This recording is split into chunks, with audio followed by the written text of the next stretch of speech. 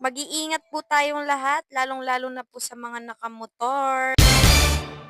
Hello, hello, share ko mahal. Share ko nga lang pala ang nangyari sa aking asawa last February 1.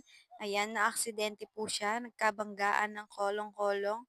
Buti na lang at hindi nasaktan ng aking asawa at si Wavy ang nasira, masyarap kong mahal.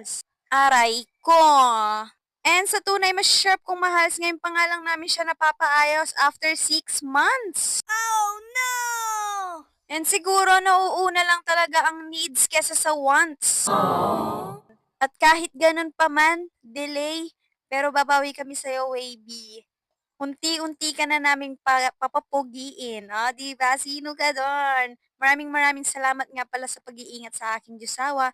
Happy 1 year, Wavy! Wow! 1 year na pala nung nakuha ka namin. Yung pagtupad ni Lord sa aming wish. Sa tunay masyarap kong mahal sa 'pag nakikita ko si Wavy, naaalala ko yung sacrifices ko sa pagla-live ko sa Bigo dahil katas po yan ng Bigo. Sa mga hindi po nakakaalam ng Bigo, live po yon, live every day. Isa din yung app na yon sa nakapagpabago ng buhay naming mag-asawa dahil natupad namin yung goal namin.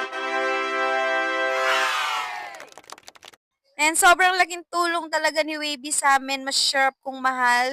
Service na sa trabaho ng aking asawa at service pa ng aking anak papuntang eskwela at pauwi. O, 'di ba? Sino ka do'n?